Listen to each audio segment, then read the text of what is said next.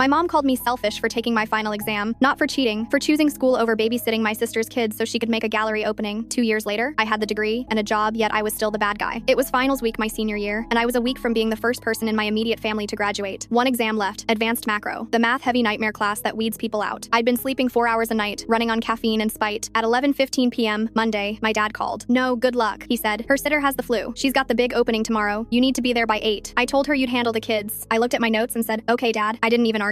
I was the easy child, the reliable one. My sister was the artist with 2 kids and a temper. I'd convinced myself being useful was the same as being loved. I barely slept. At 6, I threw on a dirty hoodie and packed my bag. I even shoved my exam calculator in my glove box, like there was any universe where I could take a proctored test from my sister's couch. On the drive over, I practiced excuses for my professor. I was willing to lie to a professional just to avoid saying no to my own family. I pulled into my sister's driveway at 7:45. Her house looked perfect. Through the front window, she was in a pricey silk jumpsuit, hunting for keys, while my nephew tossed Cheerios at the dog, and I just froze. My hands shook on the wheel. My brain screamed, "Get out." My body stayed locked. Then it hit me. She didn't even know it was my finals week, because I never made my life important enough for anyone to ask. Then the moment happened. I sat there, staring at the front door. Then I put the car in reverse. Next, I backed out slow, holding my breath. No squealing tires, no speech, no hero music, just the quiet beep of my car and my heartbeat. Then I drove off, stomach twisting, eyes burning. I had to pull into a gas station to breathe. I sat there with a warm bottle of water, whispering, "You're horrible." My guilt sounded exactly like my parents. I still drove back to campus anyway, like I was committing a crime in slow motion. I made it to the exam hall right before the doors shut. I was the last person in. I cried in the first 10 minutes because my phone kept vibrating in my pocket. Buzz, buzz, buzz. Every vibration felt like a command. "Where are you? Call me. Your sister is losing it." I wasn't supposed to touch my phone, but I did it anyway. I held the power button until it went black. The silence after that felt illegal. I finished. I didn't ace it, but I finished. When I walked out, I didn't go home. I went to a grimy diner near campus and turned my phone back on. It was a landslide of messages. My mom sent a screenshot from the university's senior spotlight post. They'd taken a photo of our exam hall, and there I was, 3rd row, head down, taking the test. My mom texted, "So you lied. You told your father you'd be there. How could you be so selfish when your sister's career was on the line?" Then my dad called. I answered because I still couldn't help myself. He said, "Where are you right now?" I said, "I was taking my final." He snapped, "You promised." I said, "You volunteered me. You didn't ask." I stared at the screen, holding cold toast. Then I looked up and saw an old man calmly eating eggs, like the world was normal. And I realized the panic only existed inside my family. To everyone else, I was just a student having breakfast. That's when it clicked. In my house, love meant compliance. If I obeyed, I was good. If I didn't, I was the problem. So I texted back, "I didn't lie. I chose myself for once. I'm going to be out of touch for a few days." I stayed with a friend. I slept on her floor because her spare bed was buried in textbooks. I ate chips for dinner and kept flinching at phantom vibrations. Standing up for yourself doesn't feel powerful. It feels like you snapped a rope you depended on. My sister didn't speak to me for 6 months. My dad eventually forgave me, but he still used it as a jab. "We'd ask you, but who knows? You might have a meeting." Funny, it's been 2 years. I graduated and got a data analysis job. I'm good at it, but I still check my phone like I'm about to be scolded. And I still fight the urge to apologize for things I didn't do. They never apologized. They just rewrote me as difficult instead of reliable. And honestly, I'd rather be difficult. It's lonelier, but I can finally breathe.